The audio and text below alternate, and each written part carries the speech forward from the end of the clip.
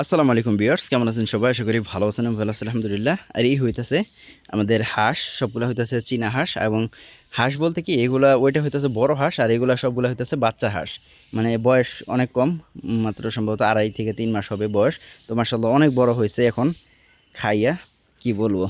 তো অনেকগুলা এইখানে পুরুষ এবং মহিলা হাঁস আছে, যেগুলা বড় হইলে বোঝা যাবে। এখন আমি অ্যাকচুয়ালি বুঝি না। তো যাই হোক, দেখুন কত বড় বড় হয়েছে মাশাআল্লাহ। সব থেকে বড় হয়েছে ওই হাঁসটা, দেখুন। ওইটা মনে হইতেছে না যে এটা একটা ছোট হাঁস, মনে হইতেছে অনেক বড় হাঁস একটা। অনেকগুলা করে খাবার খায়, এই কারণে মূলত অনেক বড় হয়েছে হাঁসগুলা। তো এগুলার এখন পালক গজায় গেছে, পালকগুলা অনেক চকচকে এবং চিকচিকা হয়ে গেছে। একটা হাঁস যদি ধরি,